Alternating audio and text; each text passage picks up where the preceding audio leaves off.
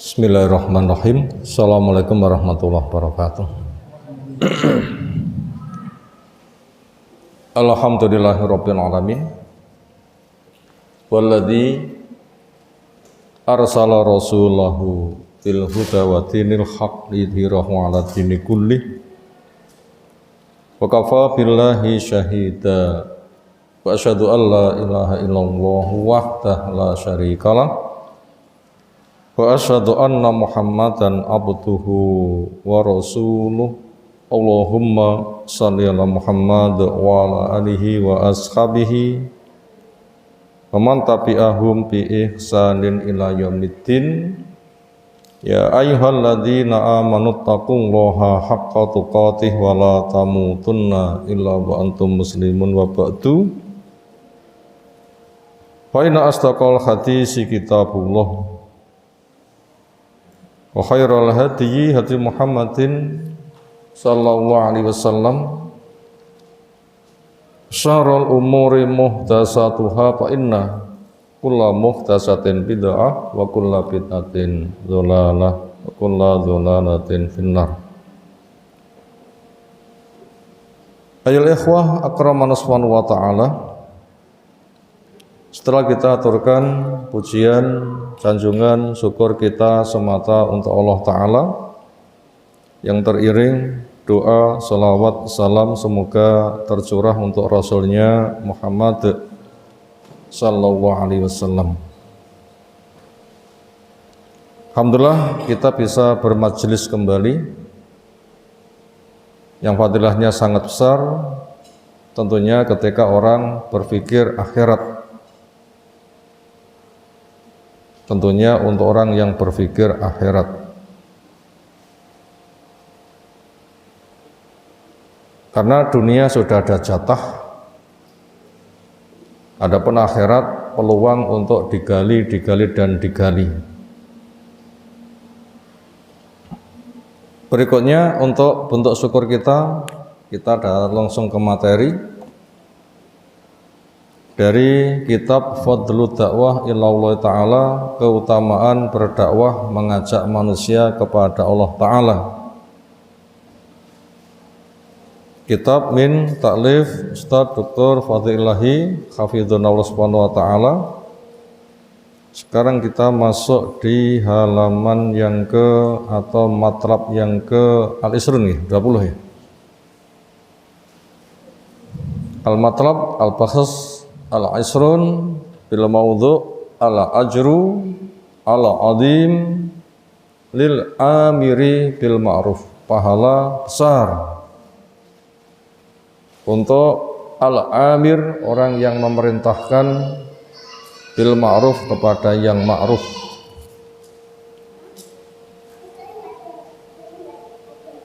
Kita baca wa mimma yubayyinu, di antara yang menjelaskan syarfat dakwati, mulianya dakwah, ilallah ta'ala. Dakwah itu pahalanya besar. Dari mana diketahui?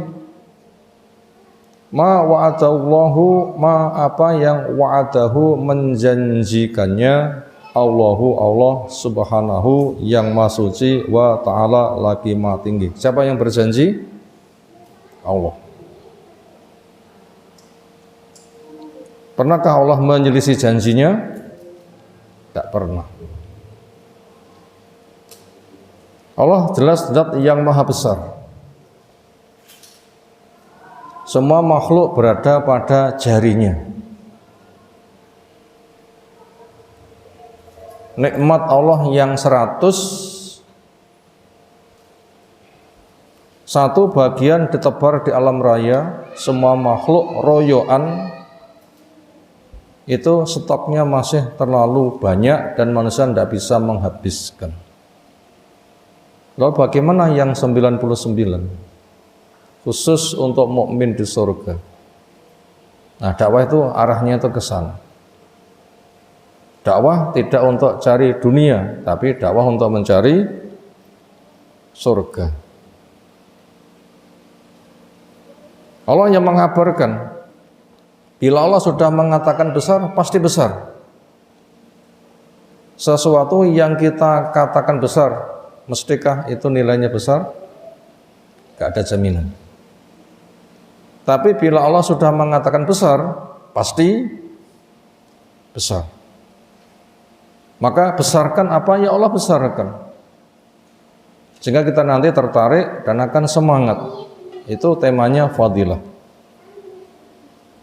Bentuknya apa? Janji Allah memberikan nikmat besar, dakwah itu fadilahnya besar. Dengan bi'ita'i ajrin azim, dengan diberikan pahala yang besar lil amiri bil ma'ruf, untuk yang mau memerintahkan kepada yang ma'ruf, mengajak, mengajarkan, menunjukkan kepada yang ma'ruf.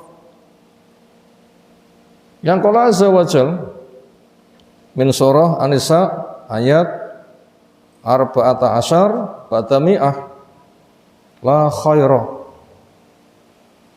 fi katsirin min najwahum, tidak ada baiknya orang memperbanyak bisik-bisik, illa man amara bisadaqatin, kecuali isi bisikannya bentuknya memerintahkan agar bersedekah. Ayo sedekah. Nah, memperbanyak bicara untuk itu silahkan. Sedekah itu luas pembahasannya. Mana bahasa sedekah itu apa? Kebenaran. Yaitu membenarkan janji Allah bahwa kebaikan dilipat gandakan 10 kali, 700 kali sampai kelipatan, tidak bisa dihitung. Kebaikan bentuknya ucapan maupun bukan, benda maupun bukan benda. Pokoknya kebaikan namanya sedekah. Walaupun tasbih juga sedekah. Silakan memperbanyak bicara untuk menganjurkan sedekah. Al-ma'rufin, atau banyak bicara menganjurkan yang ma'ruf. Sesuatu yang Allah katakan baik. Tauhid, ma'ruf yang paling besar. Dan semua ketaatan itu adalah ma'ruf. Au islahin bainan nas, atau mendamaikan pertikaian yang ada di antara manusia. A, B bersengketa, damaikan. Memperbanyak bicara, ngelobi sana, memperbanyak bicara, ngelobi sini, supaya persengketaannya selesai, akhirnya damai. Nah, memperbanyak bicara untuk itu fadilahnya besar. Wa may yaf'al dzalika, barang siapa yang melakukan itu, niatannya ibtigha'a maradatillah, dalam rangka mencari ridha Allah, puncak ridha Allah, aman neraka, masuk ke dalam surga. Kalau Allah memberikan besar saja bisa, memberi dunia itu lebih mudah. Kepada orang yang mau demikian, fasaufa nu'tihi, maka kelak kami pasti akan berikan kepada dia ajron azima, pahala yang besar. Ajron azima itu nakirah. Nakirah maknanya umum. Dan kita tidak disibukkan menghitung. Kenapa? Gak mampu. Nanti Allah akan memberikan dan bertambah-tambah. Pasti puas. Qala Imamu At-Tabari rahimahullah ta'ala fi tafsirihi, arti la khaira fi katsirin min najwahum, enggak ada baiknya orang berbanyak di dalam berbisik mereka. La khaira fi katsirin min najwa nasi jami'an, enggak ada baiknya di dalam berbanyak dari berbisiknya manusia semuanya. Kabeh wong memperbanyak bicara itu enggak bagus. Laki, perempuan, tua, muda, kapanpun, dimanapun, nggak bagus. Illa, kecuali man amara bisadaqatin au ma'rufin, kecuali isi berbisiknya diperbanyak, itu isinya ada yang memerintahkan pada sedekah, memerintahkan pada yang ma'ruf. Nah, yang itu silahkan untuk berbanyak. Wal ma'ruf, apa makna ma'ruf? Wa dia kullu ma amrallahu bihi, semua apa yang Allah memerintah dengannya. Yang paling mudah zikir. nggak ada temannya bisa bekerja. Apa zikir? Menyebut, mengingat, menggerakkan bibir. Mana perintahnya?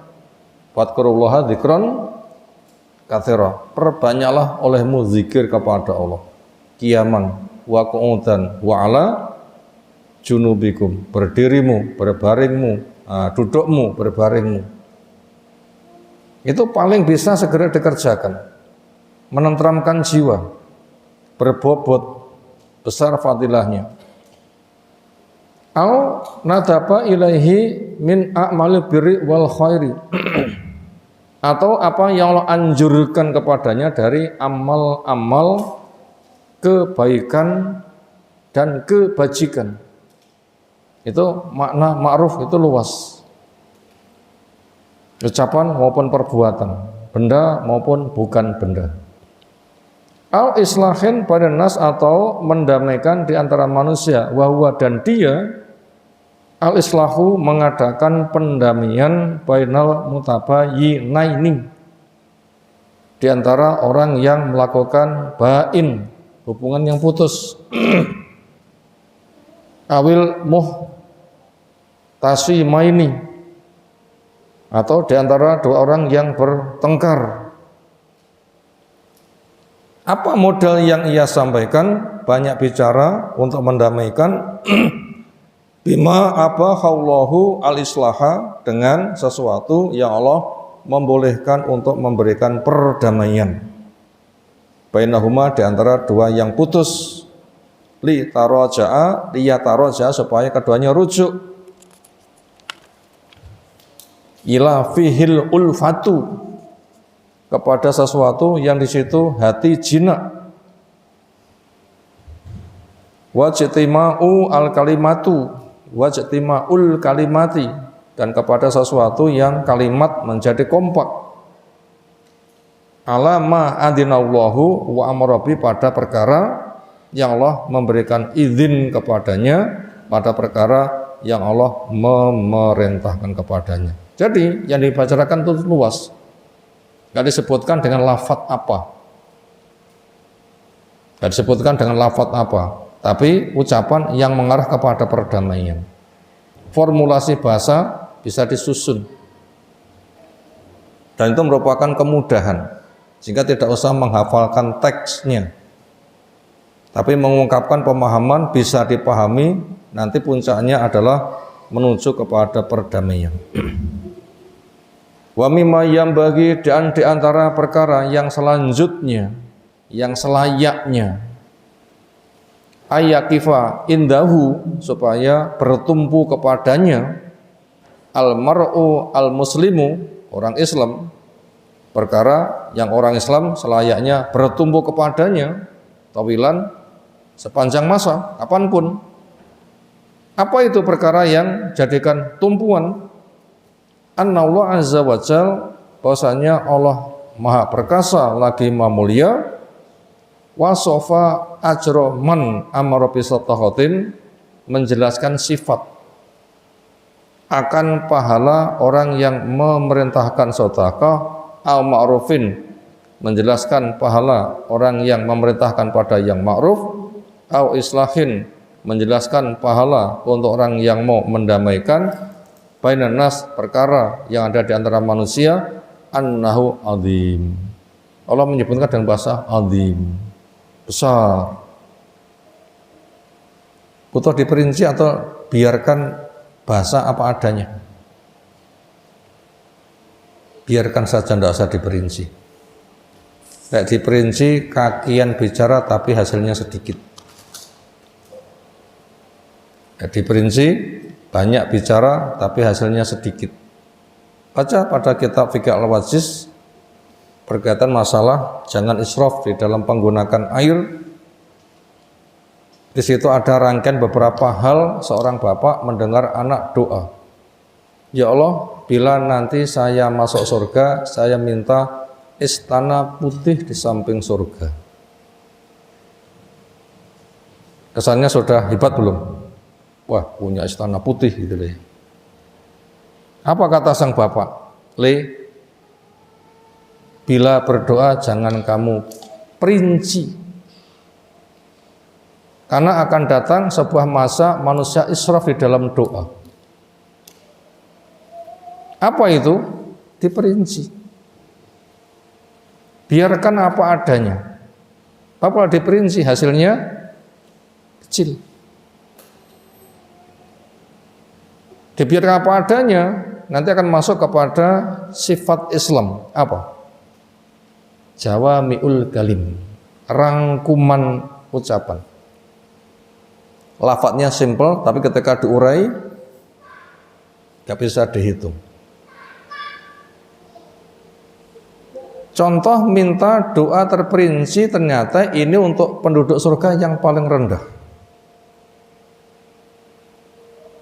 Contoh doa terperinci ini untuk penduduk surga yang paling rendah. Baca di Sahih Bukhari tentang cerita syafaat. Ada orang keluarnya dari neraka bagian akhir, masuknya ke surga bagian akhir. Ketika sudah keluar, cuma wajahnya menghadap neraka, nggak bisa berbalik. Dia diberi kesempatan, mintalah. Ya Allah, tolong balik wajahku. Apa lagi? Enggak, cukup dibalik.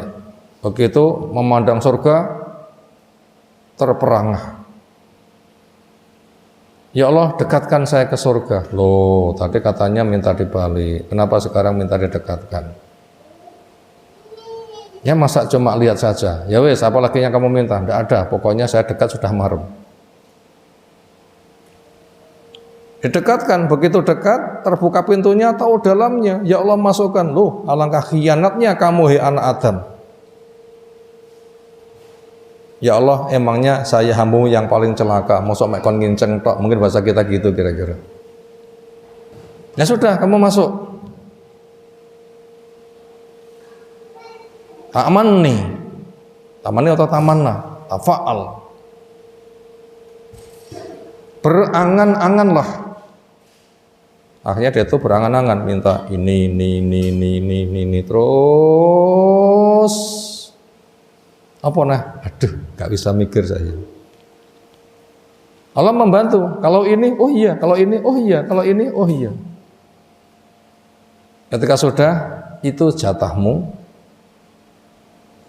kali 10 lipat. Di lafaz yang lain 2 kali. Masing-masing ada di Sahih Bukhari. Sing paling rendah itu diperinci. Sing paling gede, tidak usah. Yang gede gimana? Hadis qudsi menyebutkan a'datu li ibadiyas sholihin mala ainun ra'at wala udhunun samiyat wala khatara ala qalbi bashar. Saya sediakan untuk hambaku yang soleh. Kenikmatan surga yang mata belum memandang, telinga belum mendengar, otak belum bisa membayangkan. Makanya tidak usah diperinci. Nyawo gak gaduk. Nah begitu, itu gambarannya ke sana. Makanya di sini ajrun adzim nggak usah diperinci, menunjukkan terlalu besar. Nanti kalau diperinci malah bisa kecil nanti. Luaskan saja. Berikutnya wa mimma sammahullahu taala, di antara apa yang Allah taala menyebutnya adziman dengan bahasa besar. Fala ya'lamu qadra, enggak ada yang tahu ukurannya sebesar apa illa huwa subhanahu wa ta'ala, kecuali yang tahu hanya dia saja. Kita cukupkan. Allah katakan besar, pasti besar. Di luar dari dugaan kita. Wa fayali berikut ini, ba'du ma qallahu, sebagian apa yang mengatakannya al-mufassirun, para mufassir rahimahullah ta'ala fi hadas sodati, pada pembahasan ini. Qala al-Imam At-Tabari rahimahullah ta'ala, summa akhbarallahu jalla sana'uhu, kemudian Allah yang maha mulia sanjungannya menghabarkan bima wa'adahu min fi'li dzalika, dengan apa yang Allah janjikan dari orang yang mau melakukan itu. Banyak bicara untuk menganjurkan yang ma'ruf, sedekah, mendamaikan. Sapa sing gelem tandang, Allah memberikan janji Wa may yaf'al dzalika ibtigha'a maradatillah. Siapa yang mau melakukan itu dalam rangka mencari ridho Allah, cari akhirat dunia katut. Cari dunia, akhiratnya belum tentu katut. Pergi ke Surabaya, daerah mana sing katut dilewati? Hitung sendiri, nek kesel ngitung nanti lah ya. Cari akhirat dunia itu katut. Makanya bila kita sudah diajak untuk cari akhirat, sudahlah dunianya katut, rasa dicari. Otomatis. Sebagaimana kita ke Surabaya, tempat-tempat kita lewati, nggak usah kita sebutkan, katut. Akan mengejar kepada kita. Nah seperti itu. Siapa yang mau melakukan itu, fasawfa nu'ti ajran 'azima, akan kami beri kepada dia pahala besar.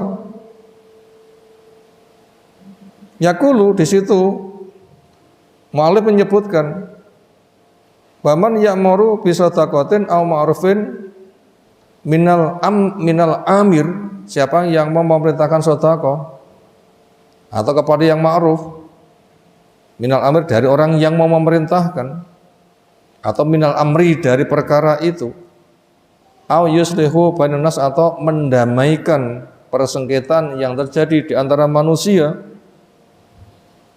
Orientasi ke depan apa? Ibtigha'a maradatillah, dalam rangka mencari ridha Allah, puncaknya aman neraka masuk surga.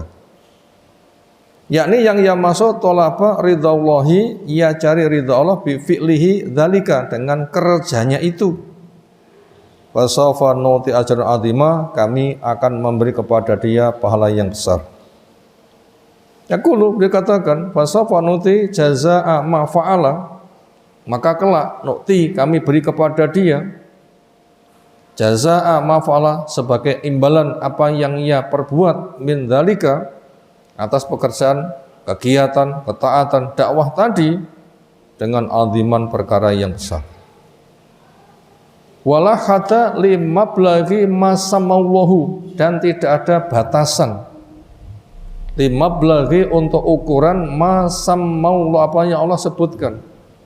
Berapa kadarnya? Mablag kadarnya berapa? Tidak ada yang tahu. Dari kata aziman, ya'lamu, tidak ada yang mengetahuinya siwa kecuali hanya Allah saja. Makanya bila kita sudah masuk di dalam alam dakwah, dijanji besar sudah. Dunia tidak usah repot, kita hitung berapa. Sibukkan dengan itu, nanti kita akan diberikan kecukupan. Dan banyak rezeki datang di arah yang tidak disangka-sangka.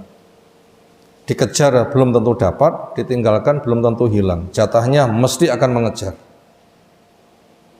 Yang biqola al-alamah al-hazin fi tafsir qauli ta'ala ajron azima, pahala yang besar, la haddalahu, tidak ada batasan untuk besar ini berapa.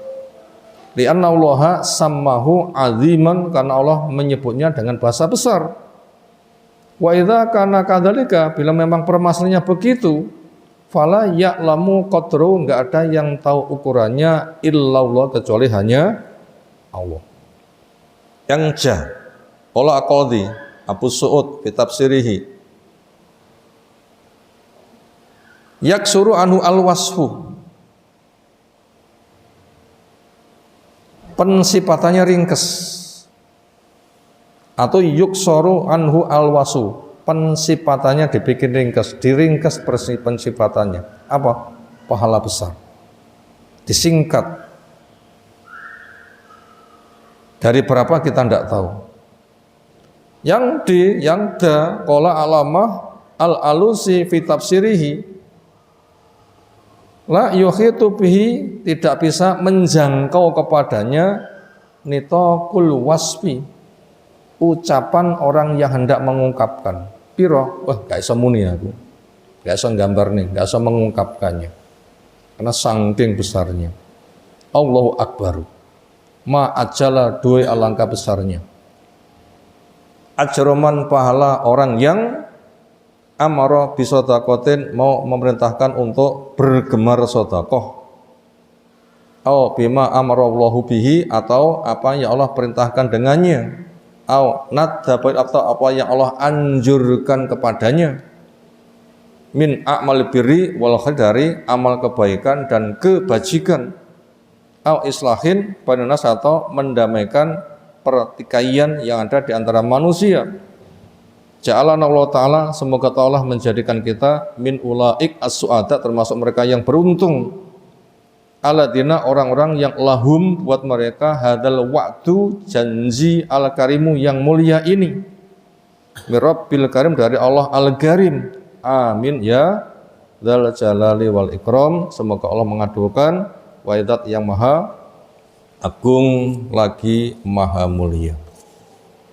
Ayol ikhwah, apa rangkuman pelajaran yang bisa kita dapatkan dari keterangan di atas?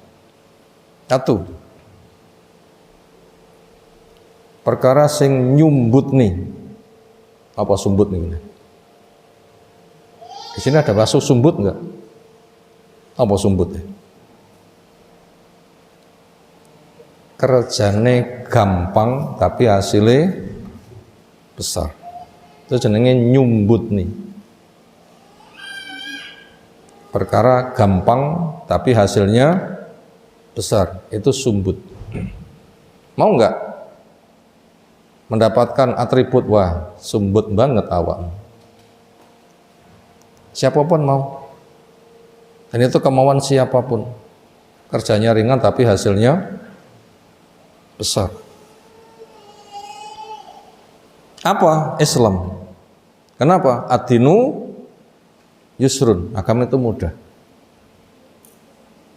Masuk surga cukup 5, bahkan diringkas 2. Apa? Rukun Islam 5 kan? Tapi yang dikerjakan sehari-hari seringnya 2. Apa? 2 kalimat syahadat dan sholat. Ya kan? Poso, ya kadang poso kadang ora. Zakat, kadang sedekah kadang enggak. Kaji, oh ya kon orang di duit malahan. 2 kalimat syahadat terlalu sering, sholat terlalu sering, sudah cukup masuk surga. Jenengnya sumbut. Pekerjaannya ringan tapi hasilnya besar. Masuk surga pun juga gampang. Apa? Mangkana akhiru kalamihi la ilaha illallah dakhala al jannah. Siapa ucapan terakhirnya la ilaha illallah masuk surga. 1 kalimat masuk surga. Mudah kan? Mudah. Senada dengan itu, memang ad-dinu yusrun. 1 kalimat masuk surga. Bila sudah semangat, nanti melaksanakan konsekuensi itu terasa ringan. Bila sudah semangat, melaksanakan konsekuensi itu terlalu ringan. Makanya fa'inahu la yasirun alaman yassarahullahu. Itu perkara mudah buat orang yang Allah memberi kemudahan. Dan ketakwaan itu merupakan kunci untuk mendapatkan kemudahan. Ketakwaan kunci untuk mendapatkan kemudahan. Adapun takwa maknanya ittikhadul wiqayah min suktillah wa adabi bi fi'lil awamir wa jtinabi an-nawahi. Takwa adalah memasang benteng supaya tidak terkena murka siksa Allah. Apa itu benteng? Kenal ilmu syar'i dulu. Tentunya dengan manhaj yang benar. Bila sudah tahu jalan surga, kerjakan penuh harap. Bila sudah tahu jalan neraka, tinggalkan dengan penuh waspada. Itu takwa. Fadilahnya apa? Dimudahkan urusannya. Wa may yattaqillah yaj'alhu min amrihi yusra. Siapa yang takwa kepada Allah, urusannya dibikin mudah.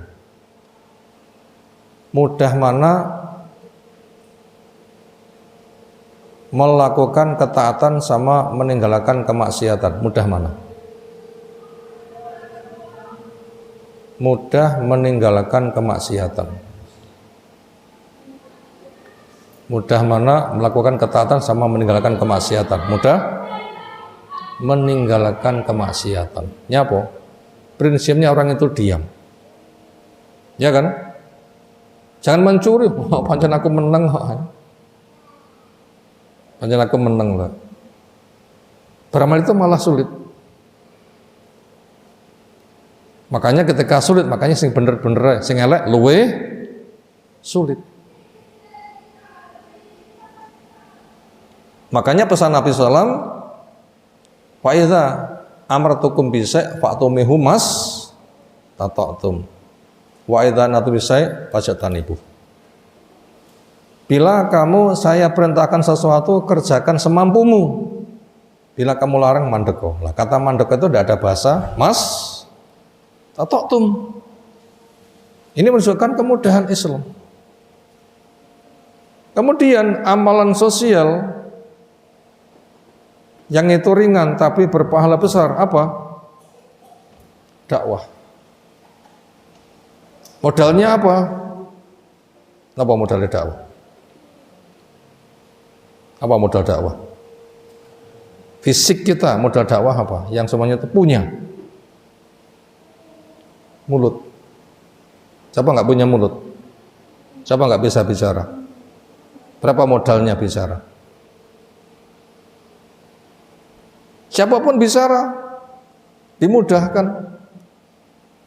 Antara yang bisa bicara dengan yang tidak masih banyak yang bisa bicara.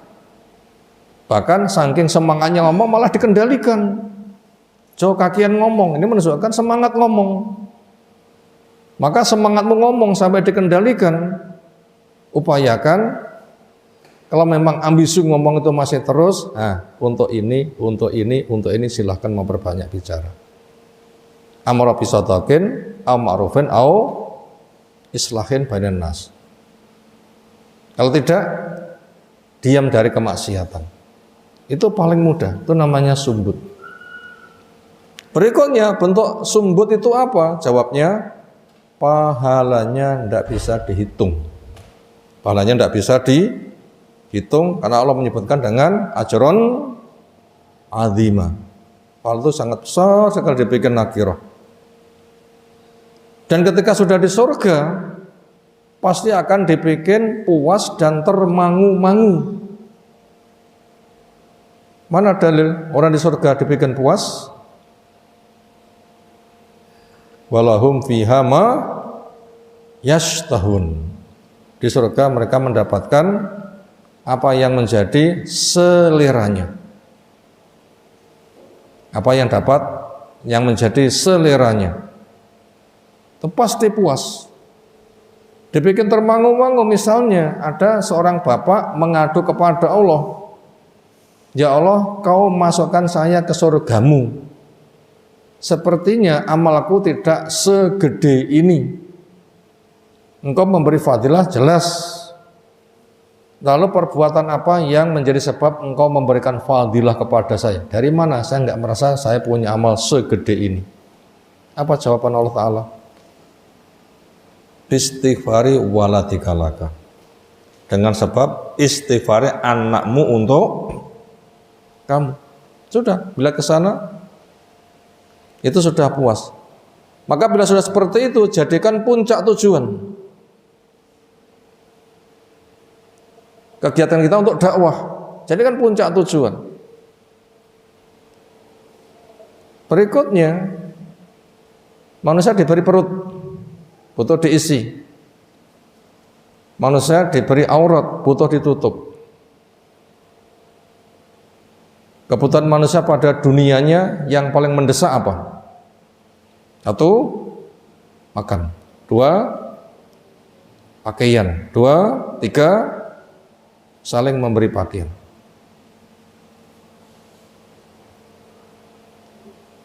Bayi lahir ASI lancar, oke kan? Itu ibuke lomba dengan kambing saja, anaknya lemu. Istilahnya apa? Ibuke lomba dengan kambing. Gak ada makanan, podo-podo mengkonsumsi godong, apa? Kulupan, gitu kan ya? Gimana ibuke? Sudah jalan, anaknya gemuk. Itu bila ASI lancar. Tapi ASI nggak lancar, susunya harus beli formula. Berapa? Ngentak duit. Dan ASI ini merupakan rezeki dari Allah, bukan produk makhluk, dan itu ditargetkan 2 tahun sempurna. Wal walidatu yurdi'na auladahunna haulaini kamilain liman arada ayutimma ar-radha'ah. Allah yang memberikan ASI. Untuk ibu punya kewajiban seperti itu. Yang kedua, butuh manusia kepada dunia yang paling mendesak itu adalah pakaian. Entah yang nutup aurat atau pakaian kaki, sandal-sandal, atau perjalanan dalam bentuk kendaraan, atau rumah itu masuk pada wilayah pakaian. Berikutnya yang ketiga, saling memberi pakaian. Dewasa menikah, karena hunna libasul lakum wa antum libasul lahun. Mereka baju untuk kamu, kamu baju untuk mereka. Dan masing-masing ini membutuhkan pendanaan. Bagaimana mencukupi pendanaan itu? Gimana cara mencukupinya? Allah yang mencukupi atau kerja yang mencukupi? Jawab. Allah sing mencukupi, po kerja sing mencukupi? Mana?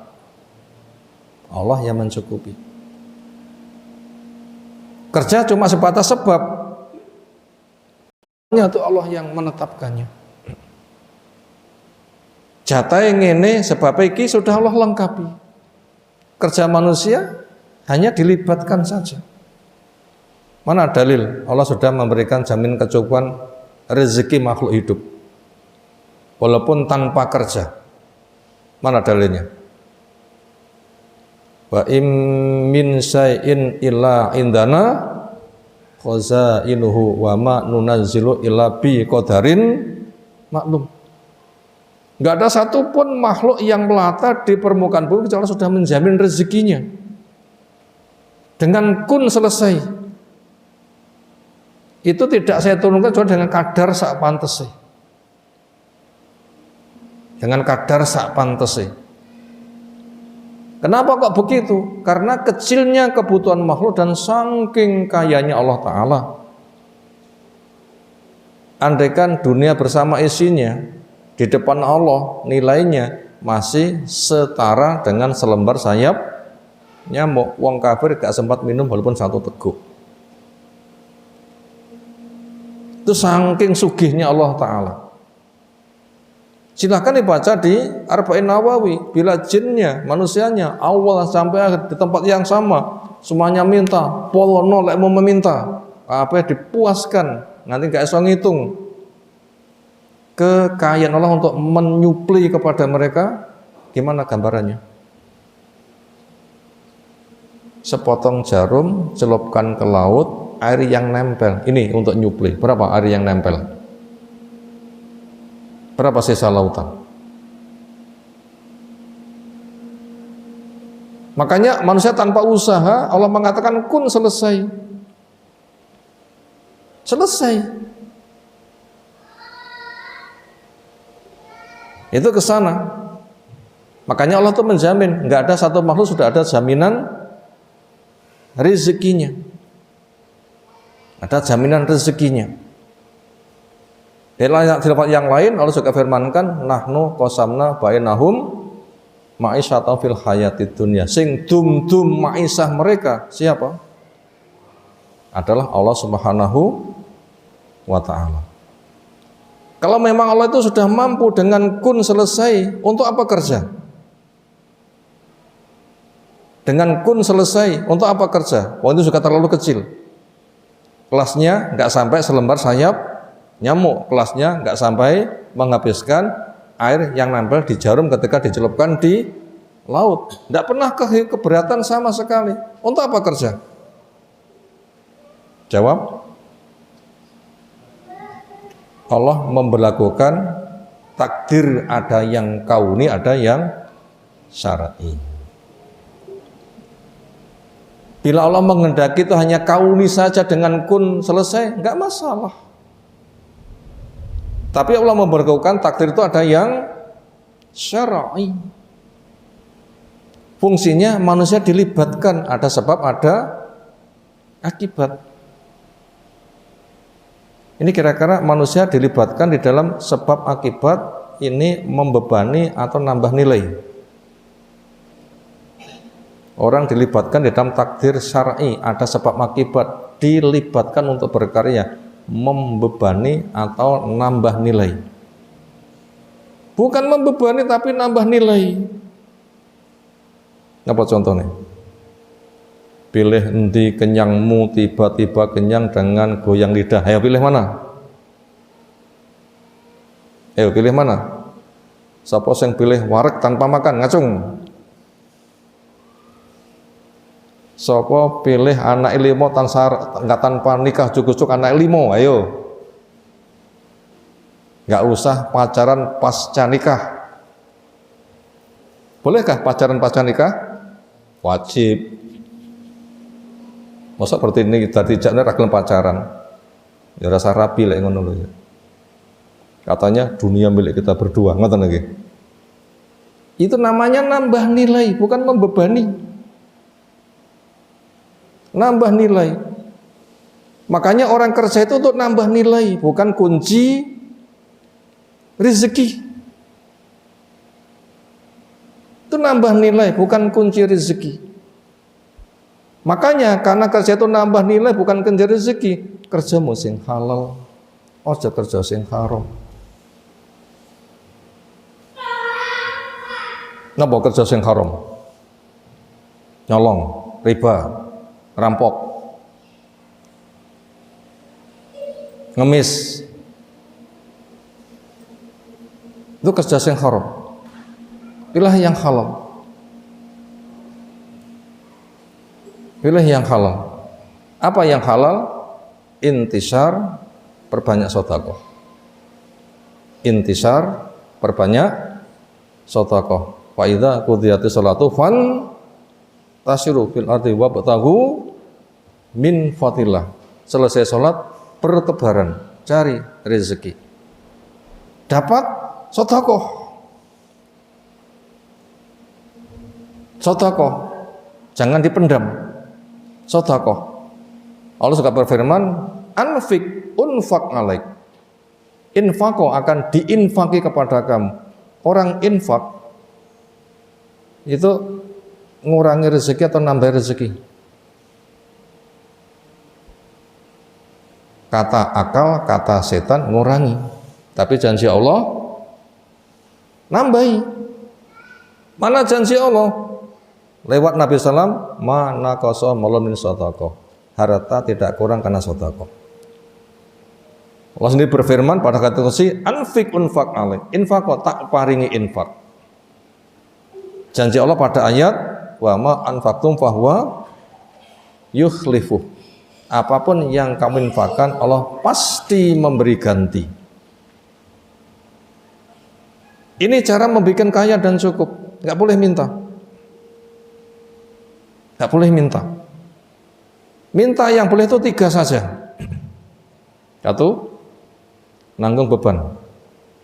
Mungkin wong tuane ninggal, punya hutang, anaknya gimana pun juga harus ikut membayar, nggak mampu, silahkan cari sumbangan, kumpulkan keluarga. Boleh. Kenapa? Nanggung beban. Atau kita kedatangan tamu para pengungsi, harus nyiapi ini itu, kita nggak punya, boleh. Bikin proposal, itu minta, boleh. Itu namanya nanggung beban. Kedua, ada musibah alam, bencana, semua porak-poranda. Akhirnya minta, tolong kami dikirimi, kami butuh sesuap nasi, sepotong baju. Memang nggak ada apa-apa, dapat selesai. Itu yang kedua. Yang ketiga, betul-betul miskin, wong tunggu kiwateng sudah nyumbang ngantin teh bangga kurang, nah direkomendasi tokoh setempat, silahkan nanti meminta. Hanya 3 saja yang boleh meminta. Selebihnya jangan. Selebihnya jangan. Berikutnya, bolehkah dakwah untuk cari upah? Apa jawabannya? aku dakwah nek nggenmu tok gaji piro, aku ditugasi di bidang ini tok gaji piro,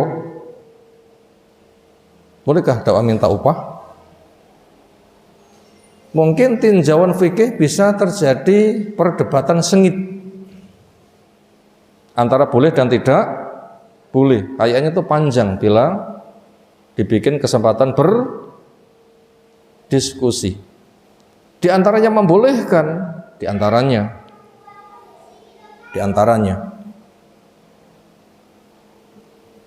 serombongan sahabat Nabi ketika mampir di tengah safarnya, tempat yang disinggahi nggak mau menjamu. Padahal musafir itu punya hak untuk dijamu, termasuk tamu. Maka nayuk minu bila wal yaumil akhir fal yukrim dhaifahu. Musafir termasuk tamu. Kita nggak dijamu. Ya sudah, kalau gitu mandiri. Pimpinan penduduk setempat kena sengatan. Akhirnya mereka datang. Adakah di antara kalian yang bisa ngruqyah ngobati? Saya tawar menawar. Lek tak obate mari aku digaji piro? Ya pokok mari sekian banyak kambing. Akhirnya dibacakan Fatihah, Allah memberikan kesembuhan. Akhirnya ketika lapor pada Nabi, halalkah itu? Kami bacakan Quran, kami diberi. Apa kata Nabi? Aku dumono. Apa maknanya? Boleh. Ini mungkin alasan orang dakwah minta gaji, boleh, mungkin itu pertimbangannya. Atau kasus yang lain,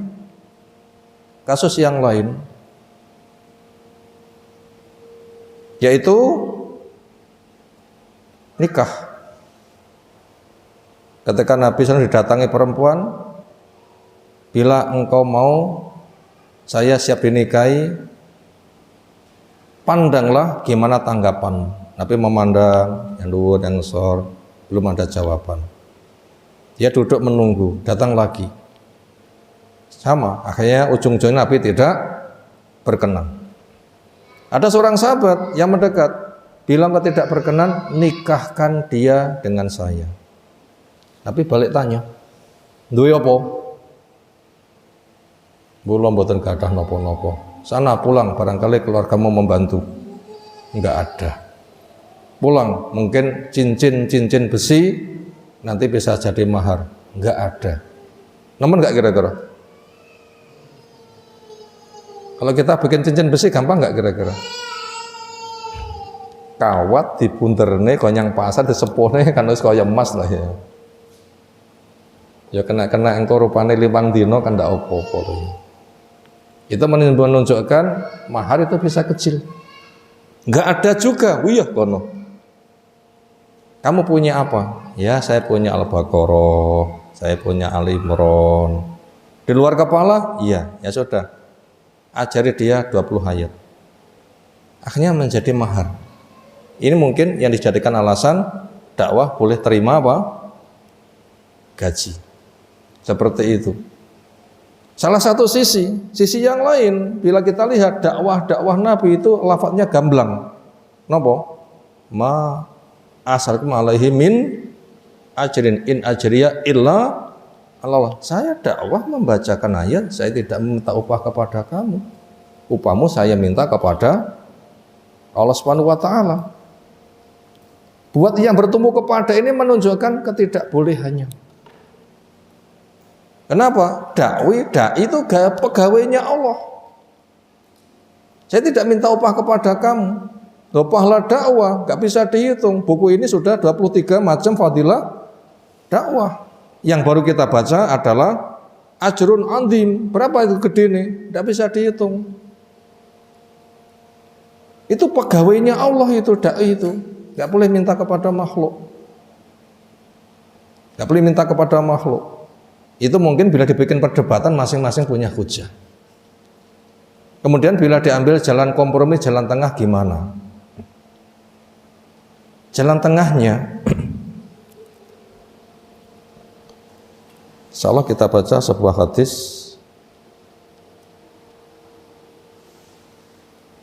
Saya share saja ya, nanti kita baca ya. Di sini saya yang punya nomornya Pak Hamzah, silahkan. Sekarang sudah masuk di share. Di makalai ben penak wae. Sudah masuk kan? Ya, silahkan buka HP-nya, mungkin masuk di grup, tinggal membaca saja.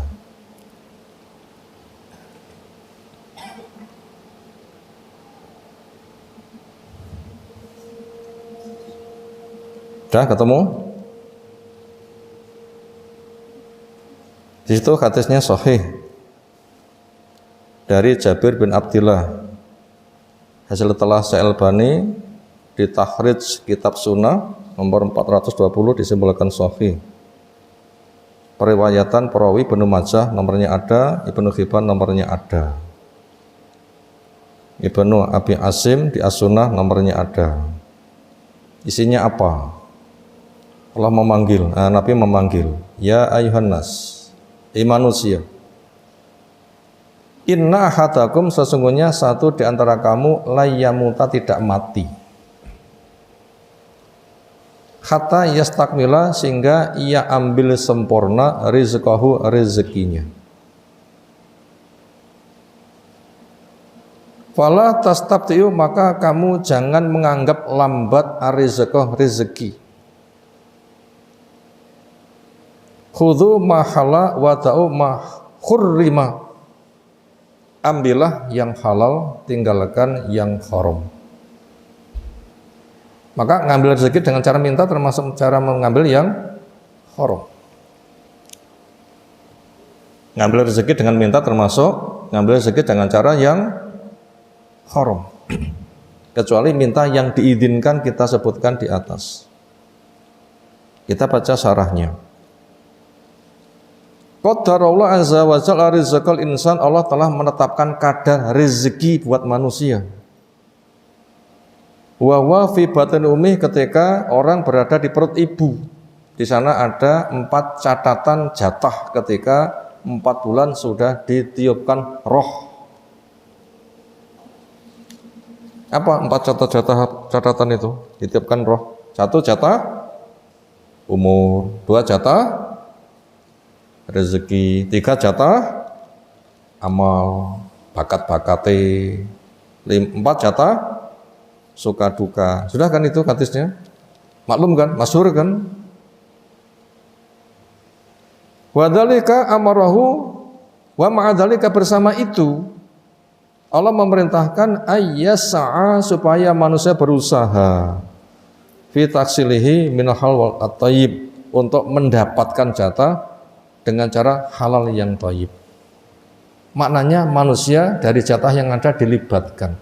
Allah memberi tanpa sebab bisa. Untuk nampak manfaat, diberi kesempatan usaha. Tujuannya untuk apa? Pilihlah cara halal, jangan memilih cara haram. Minta itu termasuk milih cara haram. Saya pernah merekrut guru, tanya, mungkin kalau digaji piro? Ya Allah, lah manjing urung njaluk gaji piro? Adus urung njaluk resik. Bojo urung duwe njaluk duwe anak. Ono buktene kamu mampu apa? Pancen mahir, nanti kan orang itu kan akan tahu. Innama tujzauna ma kuntum malun. Urung ngene apa-apa kulo gaji piro? Bakno ngulang ya ora iso ngono bakno ya. Ya Allah. Bakno ngulang ya ora iso. Lekas ngulang dinilai muridnya gak sing mudeng. Sopo nggak boleh cerita. Ini karakter. Lihat itu perjuangan dulu. Gaji itu dari Allah. Gaji itu bagaikan bayang-bayang. Pokok melaku bayang-bayangnya ikut. Pokok berjuang rezeki itu mesti ada. Berapa? Gedene bayang-bayang. Lawakmu gedene piro? Wongnya gedene semeter, berapa bayang-bayangnya? Imbanglah. Nah begitu. Jadi kerja itu bukan kunci rezeki, maka jangan cari dengan cara minta. Tapi cari dengan sebab yang sewajarnya. Gak boleh dengan cara minta. Saya digaji berapa? Itu ngisin-ngisini. memalukan. Kerja dulu, nanti akan tampak. Dan saya ngalami sendiri ya. Saya pas ngaji tak orang-orang ngisin ngono lho. Dan sebagainya. Termasuk pengurus masjid juga mengatakan, masjid pokok dihidupkan, rezeki katut. Lihat itu, masjid-masjid kayak Jogokarian, itu kan programnya apa? Saldo nol. Yang ada apa? Pelayanan. Rezeki mengalir. Ini keajaiban. Ke sana harus kita perbuat. Kita baca wa fil hadal hadis yaqul Nabi sallallahu ya ayuhan nas ada khitabun li jami'il bashar. Pada hadis itu Nabi SAW memanggil wahai manusia, ini yang diajak bicara semua manusia. Inna hatakum la yamuta, satu di antara kamu tidak bakal mati hatta yastamila rezeki, sehingga ia akan terima sempurnanya jatah rezeki. Maknanya layan tahiyya umrul insan, enggak akan habis umur seseorang illa ba'da ayastakmila, kecuali sesudah ia ambil secara sempurna, wa ya'khudha rizqahu, dan ia ambil rezekinya, alladzi katabahu al malaku wa huwa fi batin ummi, yang malaikat telah mencatat ketika dia berada di perut ibunya. Fa inna kula insan qad kutiba lahu, manusia semuanya jatah rezeki sudah ditulis. Wa huwa fi batin ummi, dan dia berada di perut ibumu, di perut ibunya. Apa yang ditulis? Rizquhu, umruhu, jatah rezekinya, umurnya. Fala tastabti'u rizqa, kamu jangan menganggap rezekimu itu lambat. Maknanya i'lamu anna rizqa la budda ayasil abdi. Ketahuilah rezeki mesti akan sampai kepada hamba. Kata lau zuharu lil insan annahu ta'akhkhara anhu, walaupun manusia itu satu kesempatan itu absen. Lek jatai enggak kober ngambil, nanti akan datang. Pernah enggak punya pengalaman? Lek jatai enggak kober ngambil, nanti juga datang. Napa contohnya? Tanggal 8 kemarin, Januari ini, saya ada undangan di pernikahan. Diberikan kartu. Nanti bila pulang datang ke panitia untuk dapat souvenir, ngoten nggih. Mulai lowali rancipok belas blundus ae. Begitu nunggu istri dipanggil orang, tolong berhenti dulu, orang tetengan ada gede-gede. Loh, lah rancipok kok diterni lho. Nah begitu, kartu saya enggak saya gunakan ambil. Ini ada gambarnya gini. Ada ini. Ini sampel belakang nih loh, covernya loh. Gambar apa ini? Itu kartunya, kenang-kenangan. Mungkin cipu, sebenarnya lali, saya jadikan kenang-kenangan. Itu nak niburi gitu. Tahu kan? Ini bukti ini. Mulai tak ngomong jadi teri lah. Wis mulai nggak ngambil, sudah disusulkan sampai di rumah masih diantarkan lagi. Kenapa? Wis enek tulisannya kok kono. Itu hasil kerja, bukan sama sekali nggak diharapkan. Itu contoh. Itu walaupun orang itu sempat absen, akan datang bila memang jatahnya. Ketika sampai di sana ketemu, kok mboten dijolne, wuyuh lali. Saya berpikir, ya duduk jatahku. Ternyata malah diterni. Berikutnya, uang kerja mesti dapat hasil. Petani pulang kerja mesti ada dapat hasil panen. Mulai nggak duit mesti bisa sampai di rumah. Dibegal mungkin. Banyak contohnya. Makanya rezeki jatah takdir. Kerja ujian, kamu mengambil halal atau mengambil yang haram. Bukan kerja atau penentu rezeki, makanya jangan sampai minta. Kalau digaji berapa? Ngisini. Memalukan, menunjukkan kebodohan kepada agama.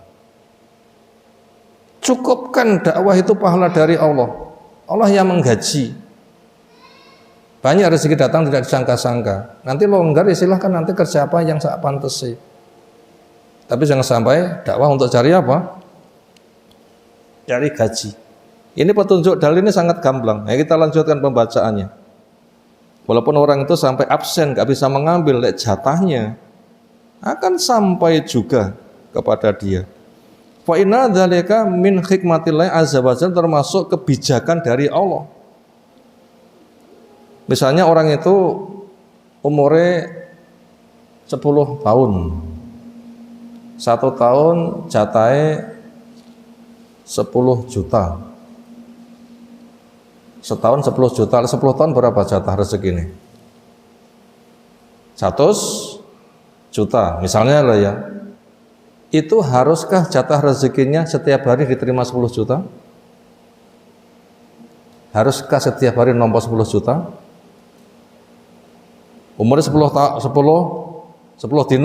dino, per hari dapat 10 juta, berarti 100 juta.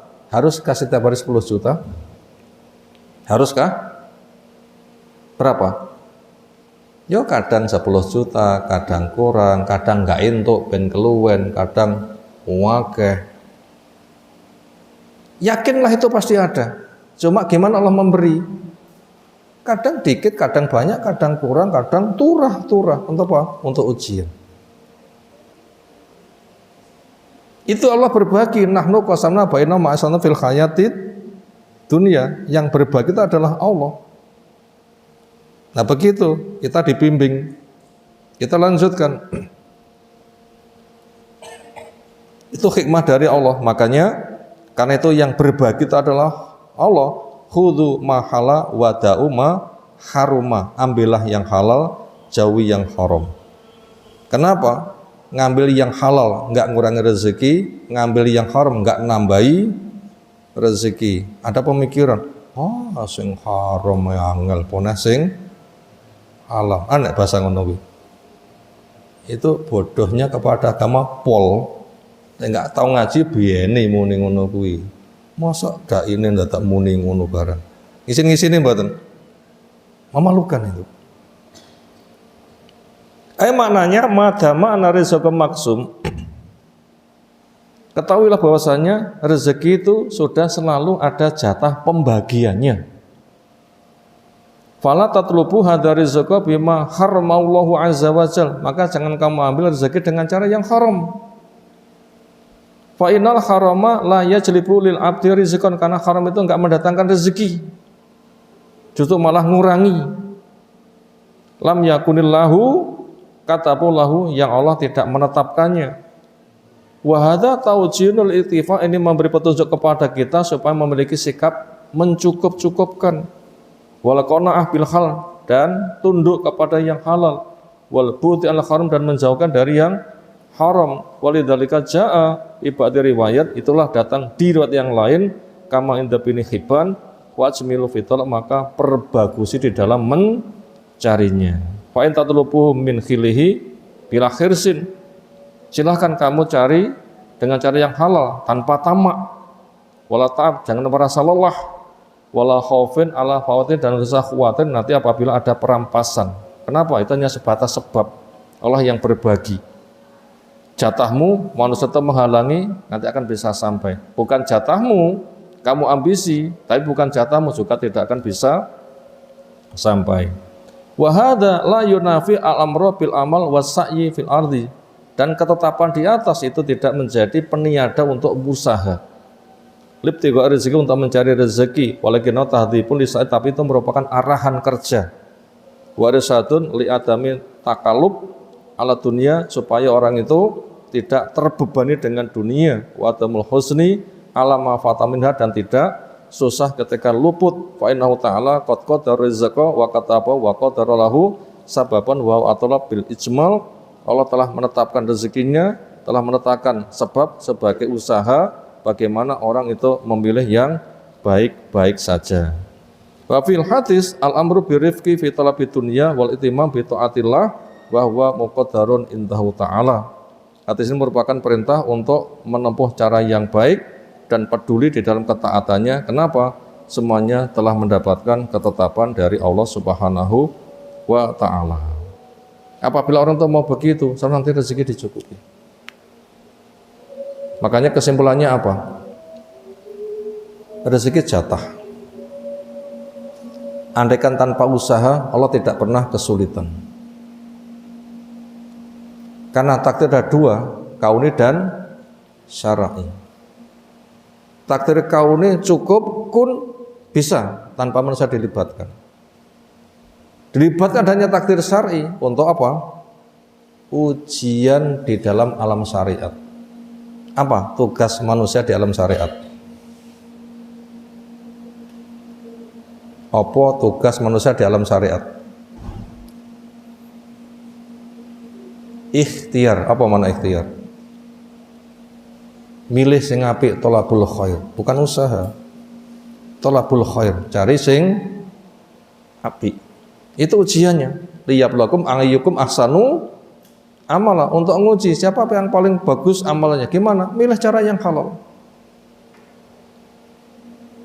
Dibikinkan sebab tempuh, butuh air yang sumur, butuh watu yang gunung, butuh beras yang sawah, gitu kan? Butuh duit yang lahan dakwah, ya duduk tempatnya, ya. Bukan tempatnya. Lahan dakwah butuh pahala ajrun adim. Misalnya itu sebab-sebab yang ada itu sudah ada. Pahami ini permasalahannya. Maka daripada itu, bila kita sudah masuk kepada alam dakwah, sudah cukupkan dengan pahala dakwah. Nanti ketika longgar, silahkan nyambi-nyambi nyapo. Sebab dunia yang bisa kita ambil. Dan besarnya rezeki itu tidak bergantung dari bentuk kerja, cuma sebatas sebab. Sampai ketika enggak sempat, nanti Allah akan menyusulkan. Mananya seperti itu. Gimana orang itu berorganisasi? Jawabnya, imbal balik antara perjuangan dan penghargaan. Yang berjuang, wujudkan perjuangan yang keras. Yang memberikan penghargaan, beri penghargaan yang pantas. Ini keseimbangan, namanya nafas. Dan itu bukan diminta, tetapi merupakan lihat takhidha ba'du ala ba'din suhriya, mitra kerjasama. Karena pesan Nabi, bila diberikan jasa, syukurlah. Bentuk syukur itu apa? Lihat kebutuhan dia, pantasnya apa. Nabi ketika diberi, memberikan mukafaah, apa? Imbalan yang semisal. Makanya Nabi itu pernah baca di adab mufrad. Tema tahadau tahabatum. Saling bertukarlah hadiah, nanti akan terajut rasa kasih sayang. Orang kenal Nabi itu sangat dermawan. Ada orang datang kepada Nabi memberi. Niatannya bukan untuk merajut kasih sayang, tapi memanfaatkan Nabi dermawan. Harapannya Nabi diberi sekian, akan diberi sekian, sekian, sekian.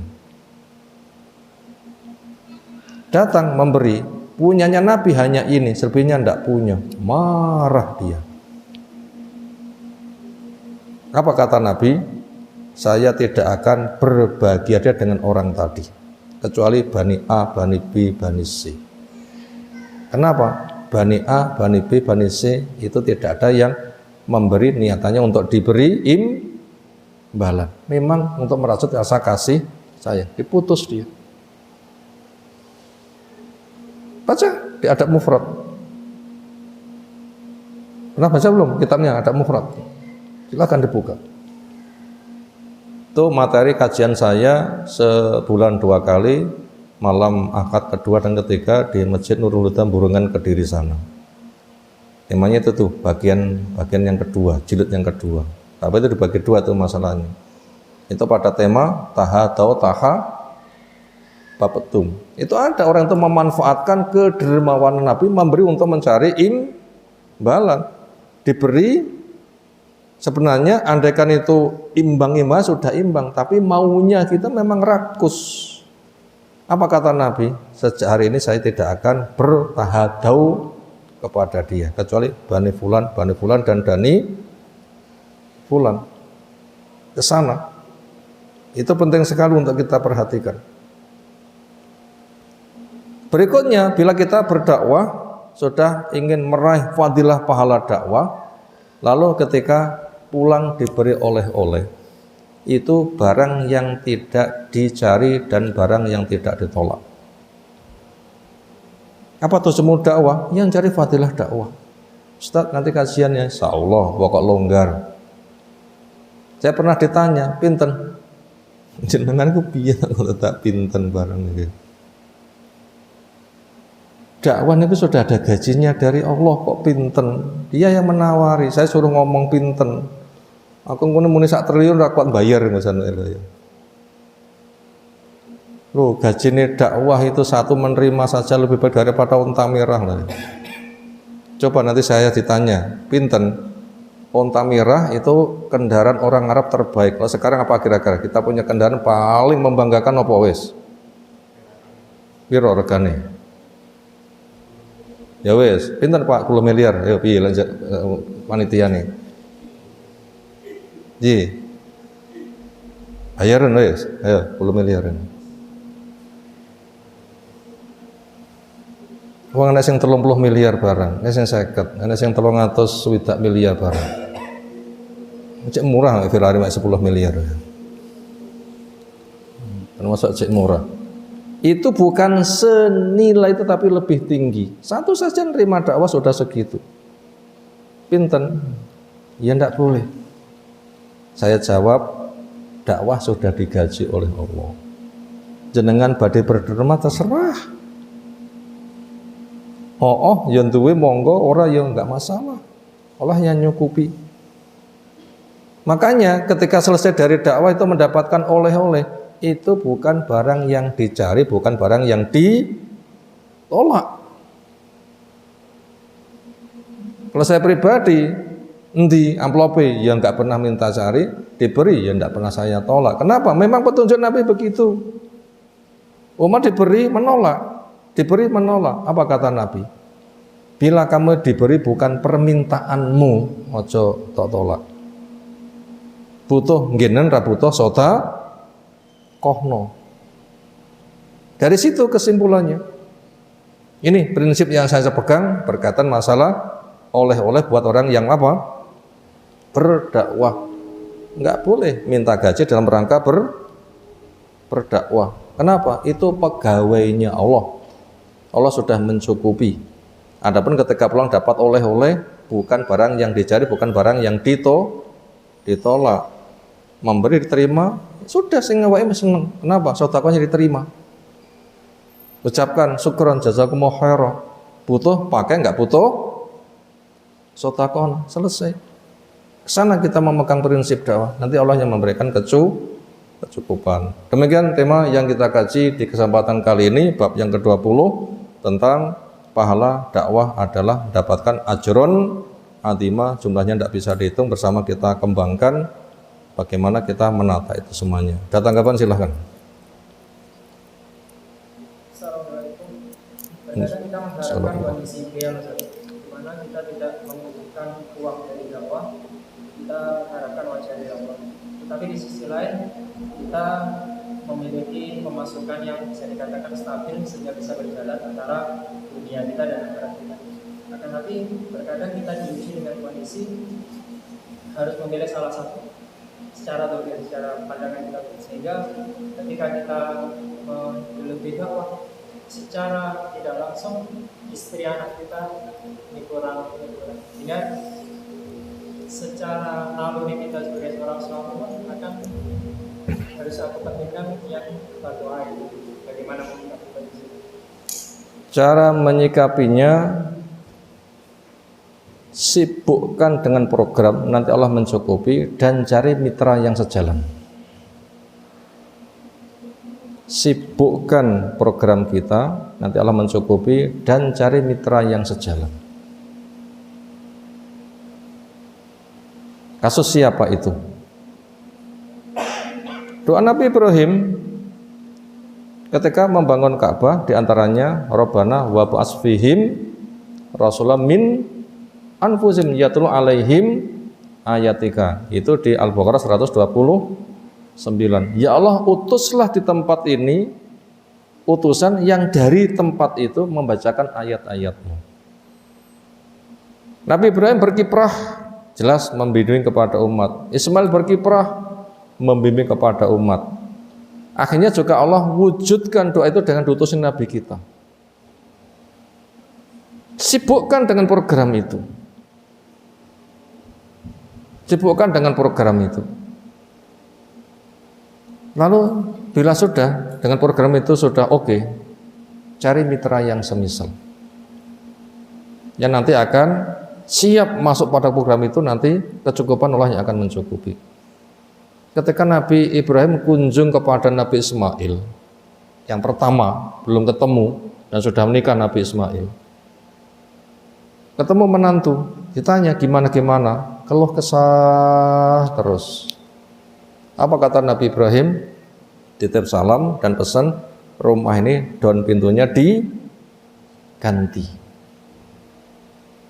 Kunjung yang kedua juga belum ketemu Nabi Ismail, tapi mantu yang sudah berganti. Ditanya, Masya Allah, syukur sabar kona'ai Pol, titip salam dan pesan, rumah ini supaya daun pintunya dijaga.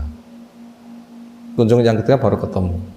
Ini contoh, cari yang semisal sehingga nanti akan kompak. Bukti nyata Nabi Ibrahim, Nabi Ismail mitranya kurang sejalan, suruh ganti, bilang nggak bisa dibenahi. Makanya melepas, memasukkan ini perkara biasa.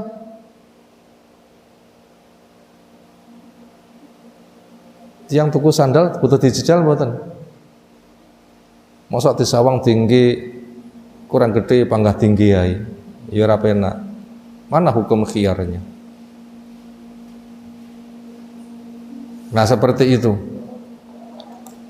Itu cari mitra yang sejalan, sehingga kita nggak begitu mengkhawatirkan, kita serahkan kepada Allah Ta'ala. Nabi Ibrahim punya mitra yang sejalan, siapa? Hajar. Begitu diletakkan bersama anak, tempat tanpa penduduk, nggak ada tanam-tanaman, serahkan kepada Allah, pergi tanpa pamit. Hajar ngejar, nggak ada yang dijawab. Satu pertanyaan baru dijawab, kepada siapa kau serahkan saya? Dijawab, kepada Allah.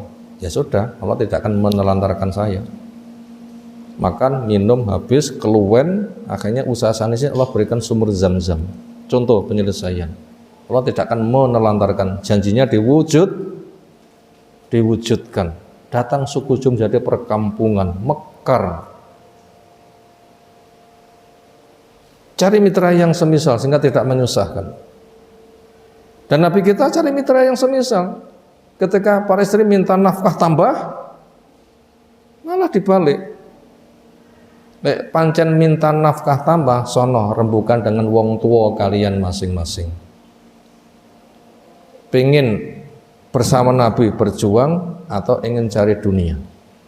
Rembukan dhisik, hasilnya laporo. Apa kata Bu Aisyah? Mana mungkin bapakku akan dawuh, "Dek mulia dadi bojone Nabi nelongso, rento apa-apa." Gak mungkin bapakku begitu. Umar malah ngelabrak anake. Nyapo ada bahasa dicerai. Ojo nyusahne Nabi. Lek butuh apa-apa sambat bapakmu. Ojo nyusahne Nabi. Mitra yang kuat. Gak cocok cari yang lain.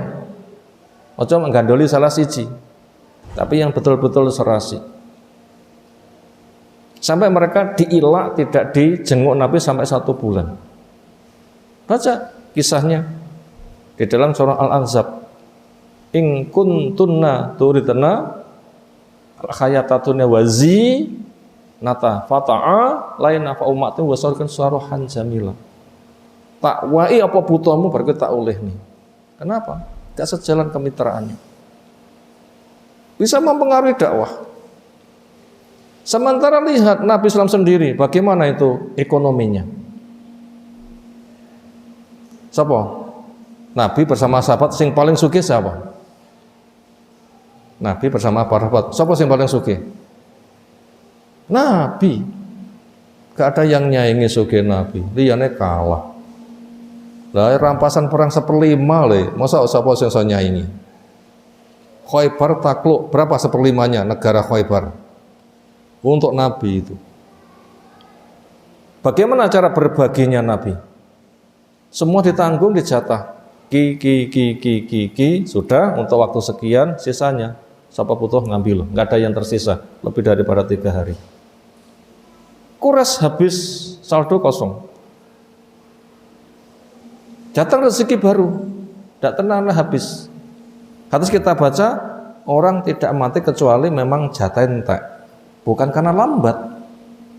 Jadi mati itu bukan karena kurang jatah, tapi memang jatahmu wis entek aja sudah mati. Memang itu cara pembatas umur seperti itu. Makanya Nabi SAW itu adalah fokus kepada kegiatan rezeki datang tidak disangka-sangka. Contohnya, pelarangan puasa wisol. Nabi wisol, sahabat tahu ikut wisol. Dikatakan jangan, lah engkau wisol, ojo, saya nggak sama dengan kamu. Allah memberikan makan minum kepadaku langsung. Kamu nggak sama dengan saya. Mereka apa enggak wisol? Akhirnya diajak lomba. Andaikan tidak muncul hilal, tak tambahi. Baca pensarah dari Syekh Utsaimin. Apa ini pensarahannya? Hadis ini. Makna Nabi dapat rezeki langsung dari Allah itu apakah malam hari dapat hidangan turun dari langit? Nabi makan orang tidak tahu. Itukah maknanya? Inni abitu yud'u min rabbi wa yaskini, gitu lafadz hadisnya. Saya bermalam, Allah memberikan makan dan minum. Apa itu dipahami? Datang hidangan spesial? Itukah? Mungkin piring-piringnya teko dewe ngono, tinggal bismillah makan, baru terangkat kembali. Itukah? Bukan. Baca keterangan Syekh Utsaimin, apa isinya? Orang sibuk pada sesuatu, fokus menyelami, lali makan, lali minum, tapi enggak luwih. Pernah kita ngomentari bocah cilik seneng dolanan? Bocah seneng dolanan. Nganti lali mangan, lali ngombe. Bocah ngelile atau pangke hetes? Kok kene ndak ngerti bahasa hetes ngono ya. Lemes atau tetap tangkas? Dari mana tenaganya? Asik pada sesuatu otomatis memberikan rezeki. Ini tidak hanya pada Nabi.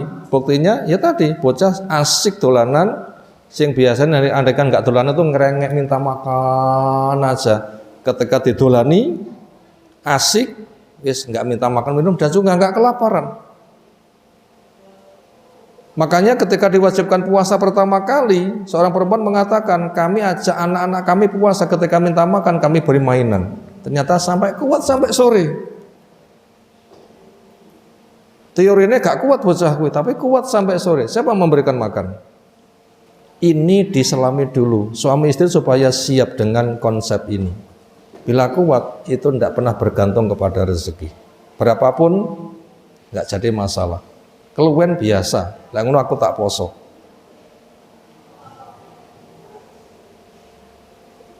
Gimana? Wis apa sudah? Waktu kebablasan. Kita cukupkan, silahkan nanti rekamannya didengarkan berulang-ulang. Itu kehidupan bagaimana mereka itu menyelesaikan masalah. Bila kita punya kasus ekonomi, mereka luwih nemen kurangi daripada kita. Kenapa mereka yang serba kurang itu cukup, kita yang relatif berlebih kok merasa tidak cukup? Selami kehidupan generasi pertama itu gudang pelajaran buat kita semuanya. Subhanakallahumma bihamdika asyhadu an la ilaha illa anta astaghfiruka wa atubu ilaik. Assalamualaikum warahmatullahi wabarakatuh.